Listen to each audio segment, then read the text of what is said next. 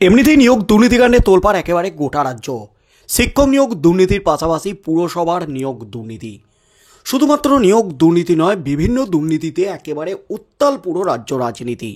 চরম অস্বস্তিতে শাসক দল তৃণমূল কংগ্রেস, কারণ নিয়োগ দুর্নীতি, কয়লা পাচার, গরু পাচার, পুরসভার নিয়োগ দুর্নীতি, তার সাথে সাথে রেশন দুর্নীতিকাণ্ড। একাধিক নেতা, মন্ত্রী, বিধায়ক, শিক্ষা দপ্তরের কর্তারা, আধিকারিকরা এই মুহূর্তে রয়েছেন গ্রেপ্তার হয়ে জেলে। একে একে তারা জামিন পেলেও সেই মামলা কিন্তু এখনও চলছে, এখনও কিন্তু ফাইনাল নিষ্পত্তি হয়নি।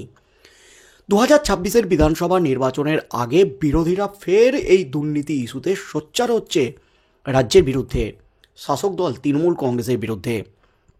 চাপ কিন্তু একটু একটু করে বাড়ছে রাজ্যের ফের, কারণ 2026-এর বিধানসভা নির্বাচনের লক্ষ্যে সমস্ত দল ঝাঁপিয়ে পড়েছে এবং শাসক দলের ভুল ত্রুটি খুঁত ধরতে এবং সেটা নিয়ে প্রচার করতে ব্যস্ত বিজেপি, সিপিএম, কংগ্রেস সহ সমস্ত বিরোধী রাজনৈতিক দল। আর এবার ভুয়ো শিক্ষক নিয়োগ দুর্নীতি সামনেই, শিক্ষক নিয়োগ দুর্নীতির মাঝেই এবার সামনে এলো পুলিশে নিয়োগ দুর্নীতির অভিযোগ।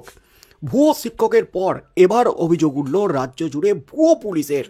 আর এই ভুয়ো পুলিশের অভিযোগ উঠতেই কিন্তু একেবারে কড়া পদক্ষেপ শুরু।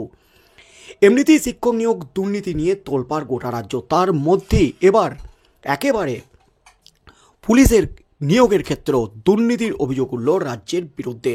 ভুয়ো কাস্ট সার্টিফিকেট জমা দিয়ে শয়ে শয়ে নিয়োগ হয়েছে পুলিশ কনস্টেবল, এমনই কিন্তু অভিযোগে রীতিমতো উত্তাল একেবারে রাজ্য রাজনীতি। আর এই অভিযোগটি করেছে রাজ্যের আদিবাসী কমিশনই। তারা যে বিস্ফোরক অভিযোগ করেছে, কাস্ট সার্টিফিকেট ভুলভাল দিয়ে, ভুয়ো কাস্ট সার্টিফিকেট দিয়ে নিয়োগ হয়েছে শয়ে শয়ে পুলিশ কর্মী। অর্থাৎ ভুয়ো শিক্ষকের পর কি এবার রাজ্যে ধরা পড়তে চলেছে ভুয়ো পুলিশ? যা পদক্ষেপ তাতেই কিন্তু রীতিমতো হইচই একেবারে গোটা রাজ্যে। এক দশকেরও বেশি সময় আগে কলকাতা পুলিশে কনস্টেবল নিয়োগের ক্ষেত্রে বিরাট অনিয়মের অভিযোগ উঠেছে। অভিযোগ, ভুয়ো জাতিগত শংসাপত্র ব্যবহার করে কলকাতা পুলিশে চাকরি পেয়েছেন শতাধিক কনস্টেবল। সেই অভিযোগ সামনে আসতেই শোরগোল পড়ে গেছে গোটা রাজ্য জুড়ে। অভিযোগ পেয়েই নড়ে চড়ে বসেছে লালবাজার। এর আগে কনস্টেবলদের কাছ থেকে নথি তলব করা হয়েছিল, আর এবার সেই নথি যাচাই করা শুরু করলো লালবাজার। এর জন্য জেলা প্রশাসনগুলির সঙ্গে যোগাযোগ করছেন লালবাজারের আধিকারিকরা।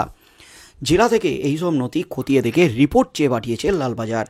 জানাতে বলা হয়েছে জাতিগত শংসাপত্রগুলি সঠিক নাকি ভুয়ো। 2012 সালে কলকাতা পুলিশের কনস্টেবল নিয়োগের ক্ষেত্রে অনিয়মের অভিযোগ উঠেছে। এই অভিযোগ তুলেছে পশ্চিমবঙ্গ আদিবাসী কল্যাণ সমিতি।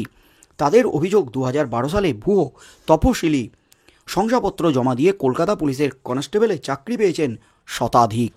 শিক্ষাক্ষেত্র থেকে শুরু করে পুরসভা এবং আরও বিষয়ে রাজ্যে সম্প্রতি একের পর এক দুর্নীতির মধ্যেই এমন অভিযোগকে কেন্দ্র করে অস্বস্তিতে পড়ে গেছে রাজ্য সরকার। এরপরই তৎপরতার সঙ্গে সেন্ট্রাল রিজার্ভ অফিসের তরফে ওই বছর যারা তপশিলি জাতিগত শংসাপত্র জমা দিয়ে কলকাতা পুলিশের কনস্টেবল পদে চাকরি পেয়েছিলেন তাদের নথিপত্র চেয়ে পাঠানো হয়েছিল। এই সমস্ত নথি তাদের লালবাজারে জমা দিতে বলা হয়েছিল। জানা গেছে ইতিমধ্যেই ওই বছর তপশিলি শংসাপত্র জমা দিয়ে চাকরি পাওয়া কনস্টেবলরা নিজেদের নথি লালবাজারে জমা দিয়েছেন। সেই সমস্ত নথি একেবারে তালিকা ধরে ধরে খতিয়ে দেখা শুরু করে দিয়েছে লালবাজার। বিভিন্ন জেলা প্রশাসনের কর্তাদের রিপোর্ট দিতে বলা হয়েছে লালবাজারের তরফে।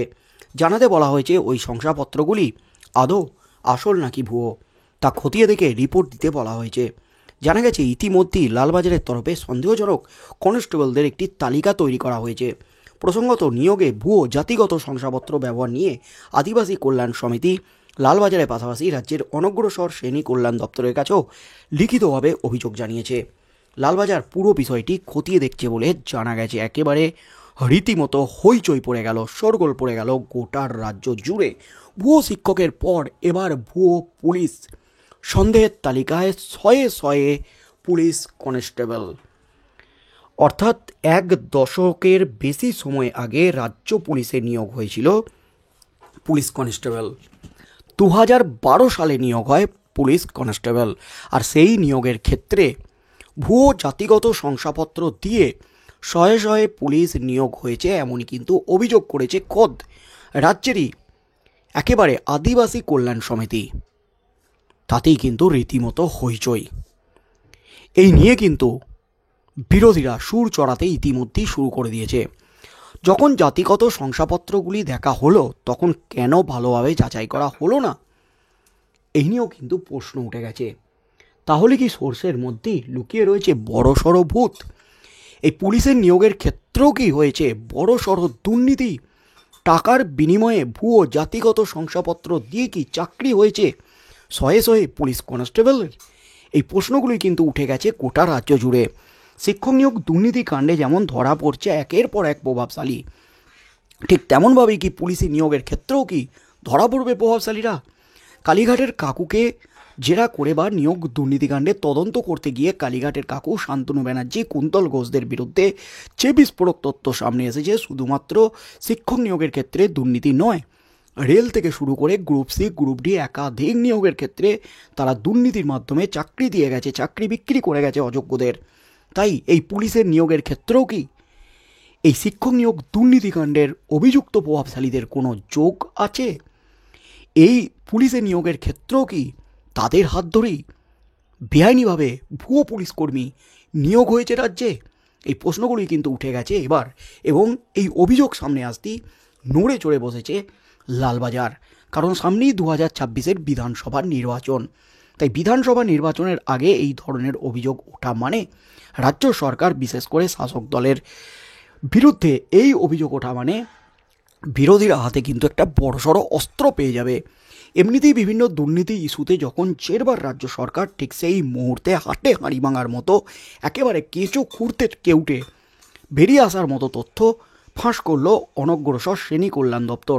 তাই এই ইস্যুটা যাতে জিইয়ে না থাকে এবং অপরাধীরা যাতে ধরা পড়ে, তাই অভিযোগ পেয়েই কিন্তু লালবাজার সমস্ত পুলিশ কনস্টেবলদের, ওই 2012 সালে নিয়োগ পাওয়া পুলিশ কনস্টেবলদের সমস্ত তথ্য খতিয়ে দেখা শুরু করেছে। এ নিয়ে কি আদালতে কোনো মামলা দায়ের হবে? সিবিআই তদন্তের কি দাবি করবে বিরোধীরা? এবং সিবিআই তদন্তের কি নির্দেশ এই পুলিশি নিয়োগের ক্ষেত্রেও দুর্নীতির অভিযোগ তুলে সিবিআই তদন্তের নির্দেশ আসবে? আগামী দিনে এই নিয়োগেও কি বড় সড় বিস্ফোরণ ঘটতে চলেছে? কি হতে চলেছে আগামী দিনে সেদিকেই চোখ থাকবে গোটা রাজ্যের।